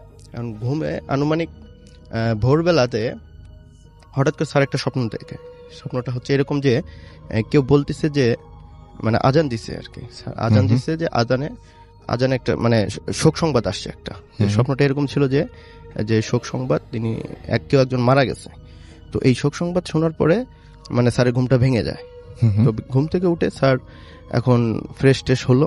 এখন ফ্রেশ হওয়ার কিছুক্ষণ পরে, প্রায় 15-20 মিনিট পরে, মানে সত্যি এলাকার থেকে, ওই মসজিদ থেকে, মানে ওই যেই স্বপ্নটা দেখছে স্যার, ঠিক সেই স্বপ্ন, হ্যাঁ হুবহু সেই স্বপ্নটাই মানে বলতেছে মসজিদ থেকে, মানে মসজিদ থেকে যে একটি শোক সংবাদ, অমুক মারা গেছে, তো ওনার জানাজা হবে মানে 4টা-5টার দিকে, অর্থাৎ আসরের নামাজের পরে। তো আমাদের ওখানে একটা কলেজ ছিল, এই কলেজের মাঠে অনুষ্ঠিত হবে জানাজার নামাজটা। তো জানাজার নামাজটা এখন যখন ওই লোকটা মারা গেছে, তো ওই স্যারের আম্মু ওই লোকটাকে খুব চিনতো, এবং ওই লোকটা ভালো ছিল এরকম। তো স্যারের আম্মু স্যারকে বললো যে স্যার যেহেতু ছোট ছিল, যে তুই একটু ওই লোকের জানাজাতে একটু অংশগ্রহণ করিস, যেহেতু স্যার কিন্তু 2 দিনের ছুটিতে আসছে। তো আচ্ছা ঠিক আছে, এখন স্যার ওইটা আমলে নিছে। তারপর স্যার থিঙ্কিং করতেছে কি ব্যাপার, আমি বুঝলাম না, আমি স্বপ্ন দেখলাম একটা, সেটাই আবার বাস্তবে প্রকাশ হলো। তো একটা কিউরিওসিটি, আচ্ছা ঠিক আছে আমি জানাজাতে থাকবো, মানে শেষ পর্যন্ত থাকবে। তো সচরাচর জানাজা হইলো। জানাজার পরে এখন গোরস্থানে মাটি দেওয়ার জন্য লাশ নিয়ে গেছে, স্যারও গেছে। তো জানাজা করার শেষে মাটি দেওয়ার পরে যেটা হয়, আমাদের দেখা যাচ্ছে কি যে মানে কবরটা অনেক মানে করে, অনেক বাঁশ কেটে, তারপরে কি মানে চাটাই চাগাড়ি যেগুলো বলি আমরা, তো ওগুলা দিয়ে খুব সুন্দরভাবে সাজালো, মানে সাজায় করে কবরটা প্রস্তুত করে। তো ওইখানে আমাদের মানে যে ইয়েটা ছিল, হুজুরটা ছিল জানাজার নামাজটা পড়ায়, ইনস্ট্যান্ট হুজুর কিন্তু কবরের ওখানে দাঁড়ায় আছে, দেখতেছি যে কবর প্রস্তুত করা ঠিক হয়েছে কিনা। তো যেহেতু হুজুর মানে জানাজা পড়াইছে এবং ওই লাশ দাফন দেওয়া মানে শেষ পর্যন্ত কিন্তু হুজুরের মানে দায়িত্ব থাকে এরকম। তো এখন হুজুর মানে কবর কমপ্লিট হয়েছে, আর 10 থেকে 15 সেকেন্ড পরেই মানে মুনাজাত করবি। এটা মানে আমাদের ইসলামে এরকম নিয়ম আছে যে কবর দেওয়ার পর সাথেই মানে বেশি দেরি মানে করতে হয় না, দেখা যাচ্ছে কি যে কিছুক্ষণ পরেই মানে মুনাজাত ধরতে হয়, তো দোয়া করতে হয়। তো এখন ঠিক যে মুহূর্তে মুনাজাত করবে, মানে কে জানি ওই মানে যে হুজুরটা জানাজা পড়াইছে পিছন থেকে কে জানি একজন মুনাজাত ধরছে আর কি। তো এইটা আর কি কেউ বুঝতে পারেনি, মুনাজাতটা অনেক বড় হয়েছে, মুনাজাত মানে প্রায় 15 থেকে 20 মিনিটের মতো মুনাজাতটা। তো এখন মোনাজাত হয়েছে, এখন দোয়া হচ্ছে, এখন কেউ কিছু বলতে পারতেছে না। কিন্তু যখন অ্যাট দ্য টাইমে সবাই বিরক্তি হয়েছে তখন একজন বলে ফেললো যে হুজুর একটু মানে দোয়াটা একটু শর্ট করে করেন। তখন কিছুক্ষণ পরে আবার মানে দোয়া শেষ হয়ে যায়। তো যাই হোক, দোয়া শেষ হওয়ার পরে এখন হুজুর কিন্তু সামনে যে হুজুরটা ছিল জানাজা নামাজ পড়াইছে, সেই হুজুর কিন্তু দোয়া করা মানে দোয়া মোনাজাতটা ধরে নেই। সে হুজুর পিছন থেকে ঘুরে বলছে, আচ্ছা কে কোন হুজুর বা কে এই দোয়াটা ধরলোটা কে? তখন বাকি মুসল্লিরা যারা পিছনে ছিল তারা বলল যে হুজুর এটা তো আপনি হুজুর, আপনি জানাজা নামাজ পড়েছেন, এটা তো আপনি ইয়ে করবেন, আপনি তো মোনাজাত ধরছেন। তো হুজুর বলেন, না আমি তো মোনাজাত ধরিনি, আমি তো মোনাজাত ধরলে এত বড় করার তো কোনো মানে প্রশ্নই আসে না। তো কে ধরাইছে? হুজুরেরও কিন্তু রাগ আছে যে কে এরকম একটা রাগারাগির পড়ায় এট দ্য পর্যায়ে সবাই বললো, মুসল্লিরা বলেছে যাই হোক যেটা হওয়ার হয়েছে, এখানে রাগারাগি করে কোনো লাভ নাই। হয়তো গায়েবীভাবে কোনো একটা লোকটা ভালো ছিল যেহেতু, হয়তো এইরকম একটা মানে কোন একটা ফেরেশতা হয়তো এরকম একটা মানে মিরাকেল একটা ঘটনা ঘটছে। তো যাই হোক, এই বিষয়ের পরে ওই দিন বড় ভাইটা ইনস্ট্যান্ট ছিল, তার ঠিক 1 বছর পরে একই ডেটে, অর্থাৎ 7 সালের একই ডেটে ভাইয়াটা আবার ছুটি পায়, এরকম জবের ইয়ে করার পরে ছুটি পায়, আবার সে বাসায় আসে। কিন্তু সে যে ওই একই ডেটে আসতেছে এটার ভাইয়া জানে না, সেটা ভাইয়া জানে না, এটা পরে জানতে পারে, সে বাসায় আসার পরে জানতে পারে। তো যেহেতু সে জানে না, সে ট্রেনে আসবে, জব করছে মানে অফিসে কাজ করছে, বিকাল দিয়ে কাজ করে বের হয়েছে সন্ধ্যার আগে। তে ওইখানে তো আর কোনো মানে ট্রেনে যাবে বাসাতে, এখন ট্রেনে করে বাসাতে যাবে, কিন্তু ওইখানে কোনো বসার মতো মানে স্ট্যান্ডিং টিকিট কাটছে কিন্তু বসার কোনো সিট পায়নি। তো যে লোকটা মারা গেছে, ওই যে মারা গেল জানাজা এবং কবর দিল, ভাইয়া কিন্তু ওই লোকের চেহারাটা দেখেনি। আর যেহেতু ভাইয়া অনেক দিন পর পর মানে বাসায় যায়, হয়তো চেহারা দেখলে চিনতে পারে, হয়তো নাম জানে না, অথবা নাম শুনলে চিনতে পারে, চেহারা জানে না, এরকম হতে পারে ভুলে। তো যে স্টেশনে আসলো, সেই স্টেশনে ওই লোকটাকে দেখছে, দেখার পরে চিনতে পারছে যে হ্যাঁ এই তো আমার এলাকার আঙ্কেল। তো এলাকার আঙ্কেলটা যে কথাটা বললো, এখন এলাকার আঙ্কেল ওকে দেখেও চিনতে পারছে, হ্যাঁ কি খবর তুমি এখানে? তো বললো যে এই বিষয়, আমি তো এখানে থাকি, এখানে জব করি, তো আমি বাসায় যাচ্ছি আজকেতে, ছুটিতে 2 দিন ছুটি পাইছি। তো আচ্ছা ঠিক আছে। তো আঙ্কেল এবং ওই যে লোকটা মারা গেছে ওই লোকটা সেই মানে 2007 সালের এই ভাইয়ের সাথেই দেখা। তো ভাইয়া তো দেখেনি, চেনেও নাই, তো ওইভাবে বলতেছে আচ্ছা ঠিক আছে তাহলে একসাথে যাই। তো ওই আঙ্কেলের আবার টিকিট কাটা ছিল, অ্যাডভান্স টিকিট, সিটিং মানে সিট সহ। তো আঙ্কেল আবার কি করছে যে যাতে ঠিক আছে তুমি বসো, আমরা একসাথে যাই, পরে এরকম মিলেমিশেই যেতে পারবো, বেশি দূরে না, কাছেই। তারপরে এইভাবে করে আসছে। মাঝখানে আসার পথে মাঝখানে অনেক আলাপ আলোচনা হয়েছে, আঙ্কেল তার বিষয় বলছে, হ্যাঁ, তারপর আমার বড় ভাইও তিনিও তার বিষয়ে আলাপ আলোচনা করছে। তো এইভাবে আস্তে আস্তে বাসায় পৌঁছালো রাত তখন 2টার দিকে, মানে বাসাতে আসছে। তো বাসাতে আসার পরে সেম মায়ের আম্মুর সাথে দেখা হলো, বাসাতে আসা আম্মু ছিল, স্যারের আম্মু থাকে। তো আম্মুর সাথে কথা বলতে বললো যে আজকে তো এই বিষয়ে একটা আঙ্কেল সাথে আসলাম, তো আঙ্কেল তো আমাকে তার সিট, সে নিজে না বসে, সে একবারও বসেনি, আমাকেই তার সিটটা দিল। তাই মনে করলাম হয়তো আমাকে ভালোবাসে বা স্নেহ করে, সেই হিসাবে আমাকে তার ইয়েটা দিছে। আমিও আঙ্কেলকে জোরাজোরি করছি বসার জন্য, বাস আঙ্কেল একটাবারের জন্য বসেনি, খালি আমাকেই বসান। সেভ ইভেন যেগুলো স্টেশনের টপিকস আছে, টপিক্সের যেগুলো হয় সেগুলোতে আঙ্কেল আমাকে অনেক চিপস অথবা জুস, হ্যাঁ, এগুলো কিনে দিছে, আমি খাইছি। মানে আমাকে খুব আদর করতে করতে, নিজের ছেলের মতো আদর করতে করতে নিয়ে আসছে। তো নিয়ে আসার পরে এই তো এগুলো বললো, এবং আঙ্কেলের যে ছেলের কিছু কথা বললো, তখন ওই আমার ওই বড় ভাইয়ের আম্মুটা বুঝতে পারলো যে এটা সেই 1 বছর আগে যে লোকটা মারা গেছে সেই লোকটাই ছিল। 7 বছর আগে বলেছিলেন? না 2007 সালের ঘটনা। আচ্ছা, 1 বছর আগে। 1 বছর আগে, হ্যাঁ, একই ডেটে, মানে মৃত্যুবার্ষিকী। তো সেই যে ঘটনাটা, মানে 1 বছর আগে যে লোকটা মারা গেছে সেই লোকের সাথে আছে। ওই সময় তো আমার ওই ভাইয়াটা আর কি জানাজা অংশগ্রহণ করছে এবং মাটি দিছে, কিন্তু চেহারা তো দেখেনি। আর ভাইয়া তো থাকে না এলাকায়, ঢাকাতে জব করে, সে মাঝে মাঝে যায় 2-1 দিনের ছুটিতে, হ্যাঁ। তো যার জন্য চেহারাও দেখতে পারে নাই। ইভেন ওই যে ট্রেনে আসার পথে যে আলাপ আলোচনা হয়েছে, ওই আলাপ আলোচনায় কিছু বলছে, ওনার আত্মীয় রিলেটেড, ওই আঙ্কেলের আত্মীয় রিলেটেড কিছু কথা বলছে। তো ওনার আম্মাটা বুঝে ফেলছে যে এটা ওই লোকটাই। তখন আমার বড় ভাইয়ের আম্মু খুবই মানে হতভম্ব হয়ে গেল যে কিভাবে সম্ভব এটা, যে 1 বছর আগে তুই বললো, ভাইয়াকে বললো যে তুই তো তোর জানাজা করলি তোর আঙ্কেলের, এবং আজকে সেই আঙ্কেলের আবার হচ্ছে মানে যেহেতু পাশাপাশি তো একদম বাড়ির পাশাপাশি তো 1 বছর উপলক্ষে হয়তো দোয়া মিলাদ এরকম কিছু হয়, অনেকে আবার কালেমা এরকম কুরআন শরীফ খতম দেয়। তো সেই হিসাবে ওই আঙ্কেলের আম্মুকেও দাওয়াত দিছিল, যেহেতু আঙ্কেল মানে ছোট বড় ভাইয়ের আম্মুকেও দাওয়াত দিছিল, যেহেতু বড় ভাইয়ের আম্মু থাকে। তে বললো যে এই আঙ্কেল তোর 1 বছর এই আঙ্কেলই মারা গেছে, তোর হয়তো খেয়াল নাই, মনে থাকিস না, এখানে আসিস না, আর যার জন্য তুই দেখিস নি। তখন বড় ভাই তো মানে খুব শক খাইছে যে কিভাবে সম্ভব এটা, মানে আমার সাথে এরকম হওয়ার কারণটা কি। সে একবার মানে স্বপ্ন দেখলো, স্বপ্ন দেখার পরে সেটা আবার বাস্তবে হলো, তারপর আবার জানাজাতে অংশগ্রহণ করে এরকম একটা মিরাকেল হলো, দেন আবার আজকে বাড়িতে আসলাম, এই ধরনের হওয়ার কারণটা কি। তখন বড় ভাইয়ার আম্মু বলল ওই রাতেই বলল যে দেখ বিষয়টা হচ্ছে তুই যখন ছোট ছিলি তোর ওই আঙ্কেলটা মানে তোর যখন অসুখ হয়েছিল, ছোটবেলাতে অনেক অসুখ হয়েছিল, অনেক ট্রিটমেন্ট করছিলাম, জ্বর কিছু জ্বর হয় ছোট বাচ্চাদের, যেগুলো ডাক্তারের ওষুধ এগুলো কাজ করে না। হ্যাঁ, দেখা যাচ্ছে কি বনজ বা ভেষজ যদি ওষুধ আমরা খাওয়াই এই ধরনের, অথবা কবিরাজি যদি ওষুধ খাওয়াই, তাহলে ওই ক্ষেত্রে মানে সেরে যায়। তো ওই আঙ্কেলটা নাকি কি যেন একটা গাছ এরকম পাতা অথবা গাছের রস এরকম নাকি মানে যখন দেখছে মানে আমার ডাক্তারের ট্রিটমেন্টে কাজ হচ্ছে না, মানে অনেক মানে বড় ভাইটা মানে না বাঁচা এরকম এট দ্য পর্যায়ে, তখন নাকি ওই আঙ্কেলটা বড় ভাইকে নিয়ে 1 দিন না 2 দিন কাছে রাখছিল, এরকম একটা রাখার পরে কিছু চিকিৎসার বনজ ভেষজ অথবা কবিরাজি চিকিৎসা করে তাকে সুস্থ করছে। তো যার জন্য বলা চলে কি সেই আঙ্কেলের ট্রিটমেন্টে তার নতুন লাইফ সে ফিরে পাইছিল। তো যেহেতু আঙ্কেল মারা গেছে, তো তখন মানে বড় ভাইয়ার আম্মুটা মানে বুঝতে পারছে যে যেহেতু এই বিষয়টা ছিল, তাহলে সেহেতু মানে বড় ভাইয়ের সাথে এরকম ঘটনাটা ঘটছে, তিনি মারা যাওয়ার পরেও 1 বছর পরেও তাকে হয়তো এইভাবে আসছে। ধন্যবাদ রাসেল ভাই, এটাই ছিল আমার। Thank you so much. আপনার ঘটনার জন্য আপনাকে অনেক ধন্যবাদ, এবং আশা করছি যে এই ঘটনাটি আপনাদের অনেক ভালো লেগেছে।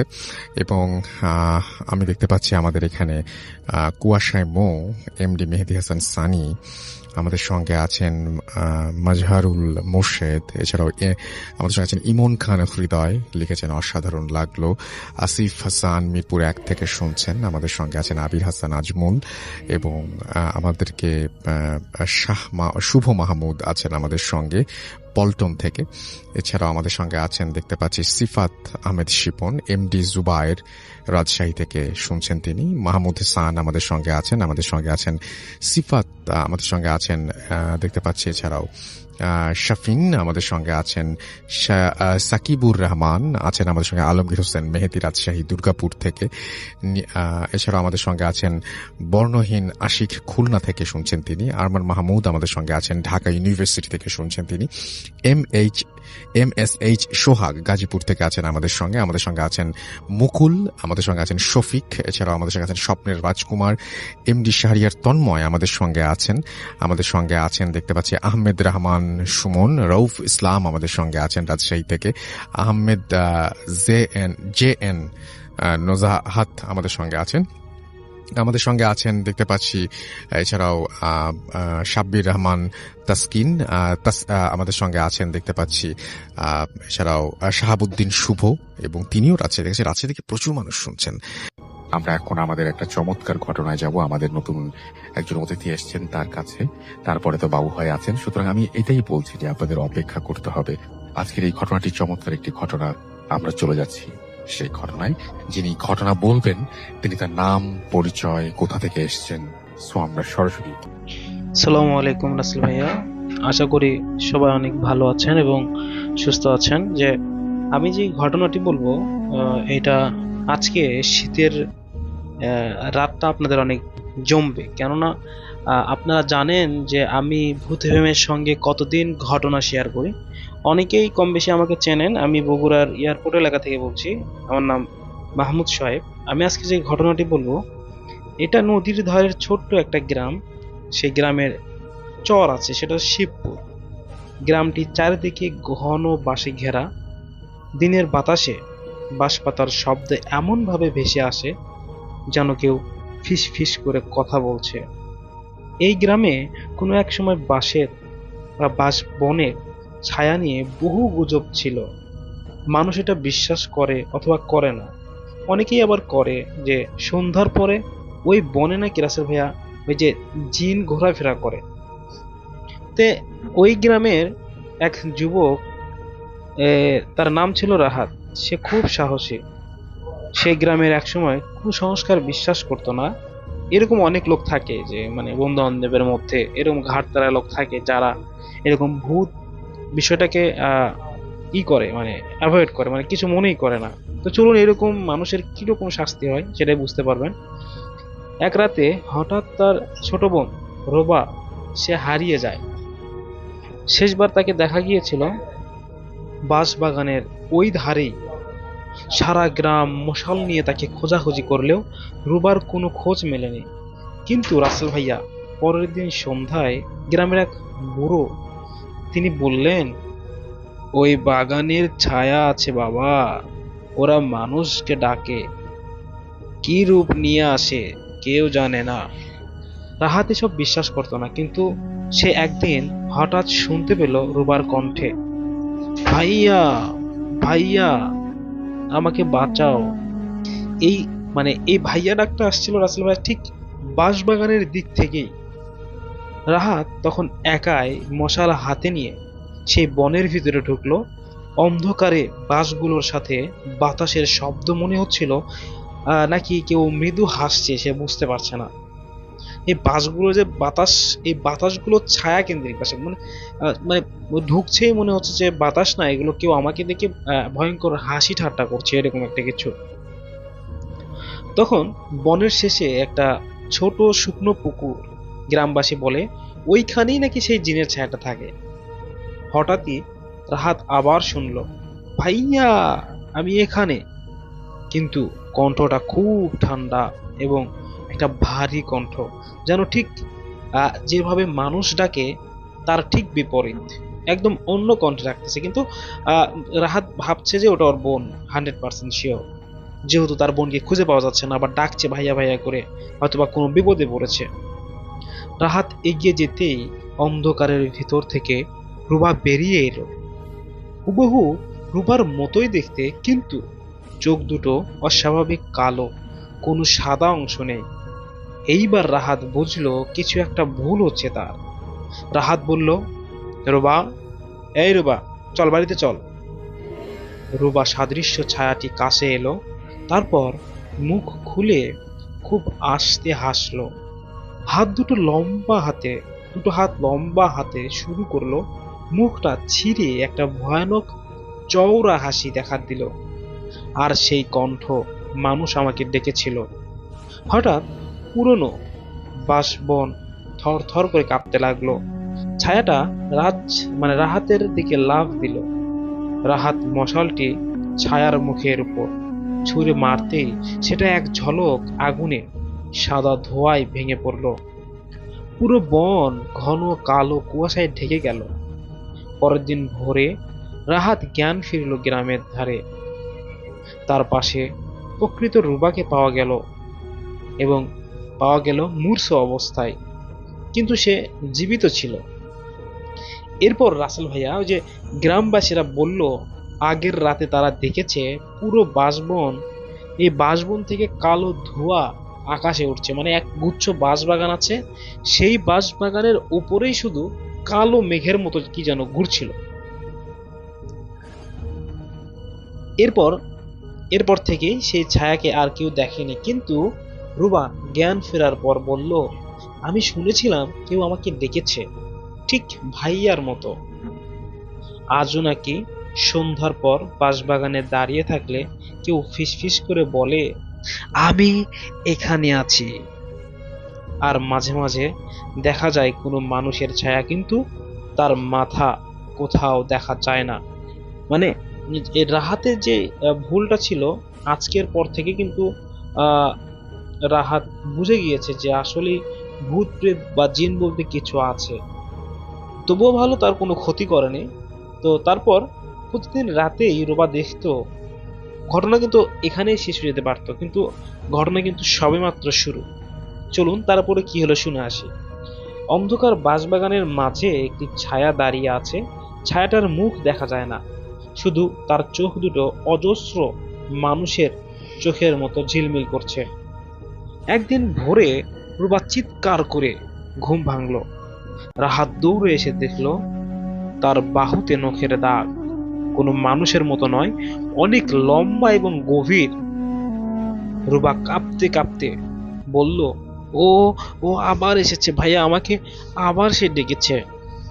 রাহাত রাতে শুনতে পেত টিক টিক টিক এরকম বাঁশ ভাঙার শব্দ, কিন্তু ঠিক জানালার পাশে দাঁড়ানো কারো হাঁটার মতো শুনতো। এক রাতে ঘুম ভেঙে দেখে তার ঘরের দরজার নিচে দিয়ে পাতলা ছায়া ঢুকেছে, যেন কারো পা নেই, শুধু ছায়া গড়িয়ে ঢুকেছে। হঠাৎ সেই ছায়াটা বলা শুরু করলো, তুমি তুমি আমাকে পোড়ালে, আমি তোমাকে খুঁজেছি। ছায়াটা এগোতে মাটিতে থাকা রাহাতের চায়ের কাপ নিজে থেকে ফেটে যায়। গ্রামের শেষ প্রান্তে থাকা বয়স্ক মৌলভী সাহেব ঘটনাটি শুনলেন এবং সেই মৌলভী সাহেব বললেন, তোমরা যা দেখেছ ও কোনো সাধারণ জিন না, ও ছায়া জিন।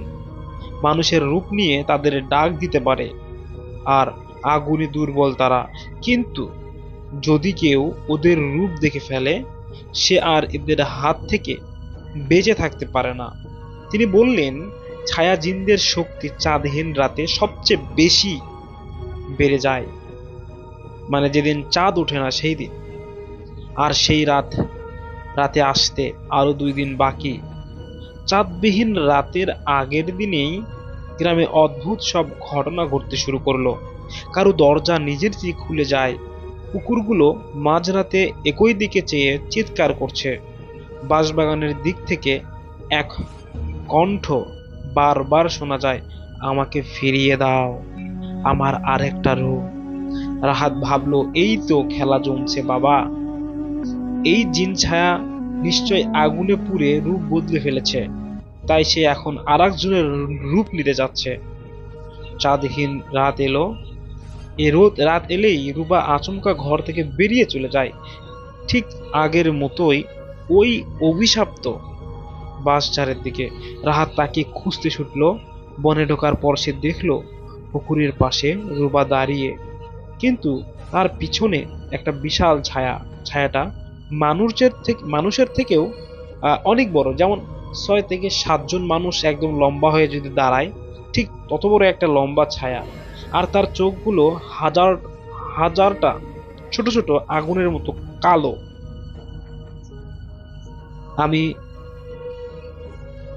ওই ছায়াটা বলল, আমি রূপ হারিয়েছি, আমাকে নতুন রূপ দাও। এই কথা বলেই ছায়াটা রুবার দিকে হাত বাড়ালো। ঠিক তখনই রাহাত আগুন জ্বালিয়ে ছায়াটার সামনে ধরেই সেই অবয়ব বা জিনটি চিৎকার করে উঠল, তুই ওকে কিছুতেই পাবি না। বাঁশবন আবার কাঁপতে শুরু করলো। আগুনের আলোর সাথে সাথে ছায়াটা পিছিয়ে গেল, কিন্তু এইবার সে অদৃশ্য হয়ে গেল না, বরং একটি বিকট হাসি দিয়ে পুরো বনের উপর ছায়া ফেলে দিল। যদি ওকে বাঁচাতে চাস তাহলে পরের পূর্ণিমার রাতে আবার আসবি, আমি তোকে ডাকবো। আর এক ঝটকায় রুবাকে ধারে ফেলে দিল মাটিতে, এবং তারপর পুরো ছায়া ধোঁয়ার মতো মিলিয়ে গেল। এইবার রাহাত বুঝলো এটা শেষ হয়নি, আসল খেলা এখন শুরু। যাই হোক, আসল খেলা পরবর্তী দিনে শুনতে পারবেন। আজকের মতো এখানেই ঘটনাটি শেষ করছি। যদি আমার ঘটনাটি ভালো লাগে তাহলে অবশ্যই কমেন্ট করে জানাবেন। আর কে কোথা থেকে ঘটনাগুলো দেখছেন তা অবশ্যই আমাদের কমেন্ট করবেন। আমরা এত কষ্ট করে অনেকগুলো ইমেল এপিসোড বাছাই করে আপনাদের সামনে কষ্ট করে তুলে ধরি। কে কোথা থেকে দেখছেন এই ঘটনা যদি আমাদেরকে বলেন, বা এই আপনাদের দৃষ্টি যদি বলেন, তাহলে আমরা ভালো লাগা কাজ করবে যে আমাদের ভিডিও বা আমাদের বাছাই করা ইমেল এপিসোডগুলো এখান থেকে শুনছেন বা ওখান থেকে শুনছেন। যাই হোক, অনেক কথা বললাম, সবাই ভালো থাকবেন। দেখা হচ্ছে নেক্সট কোনো ইমেল এপিসোডে, অবশ্যই বাছাই করা ইমেল এপিসোডে। আসসালামু আলাইকুম। আমার ঘটনাটি এতদূর পর্যন্ত। জি রাসেল ভাইয়া। লিসেনার্স, আজকের এই ঘটনাগুলো এখন পর্যন্ত যারা শুনেছেন তাদের কেমন লেগেছে তা আমাকে অবশ্যই কমেন্ট করে জানাবেন। আর পরিশেষে আপনারা কার কণ্ঠকে বেশি ভালোবাসেন, কার কণ্ঠে ঘটনাগুলো চান, আমাদেরকে অবশ্যই সেটা জানাবেন। আর যে রাসেল ভাইয়া, ডক্টর আলিফ ভাইয়া, বাবু ভাইয়ার ঘটনা, হাফেজ মঈনুদ্দিন ভাইয়ার ঘটনা, আফনান ভাইয়ার ঘটনা, আমরা সবার ঘটনায় কিন্তু আপনাদের মাঝে তুলে ধরার চেষ্টা করব। আপনারা যদি চান আমরা প্রতিনিয়ত আপনাদের ইচ্ছার মতো, আপনাদের চাহিদা অনুযায়ী যাদের ঘটনা শুনতে ভালোবাসেন তাদের ঘটনা নিয়ে হাজির হতে পারবো। কেননা আমরা প্রচুর বাছাই করে ঘটনাগুলো আপনাদের সামনে তুলে ধরি। আর আপনারা যারা আমাদেরকে ঘটনা পাঠান তাদের ঘটনা কিন্তু আমরা রেকর্ড করে প্রতিদিন প্রত্যেকটা ইমেইল, মানে বাছাই করা ইমেইলের শেষে শুনিয়ে দিই। তাই বলবো, যারা ঘটনা পাঠাতে চান তারা অবশ্যই এখনই ঘটনা পাঠান, আপনাদের ঘটনা রেকর্ড করে আপনাদের শোনানো হবে। সবাই ভালো থাকবেন, সুস্থ থাকবেন, সবাই এই চ্যানেলের সাথেই থাকবেন। আসসালামু আলাইকুম।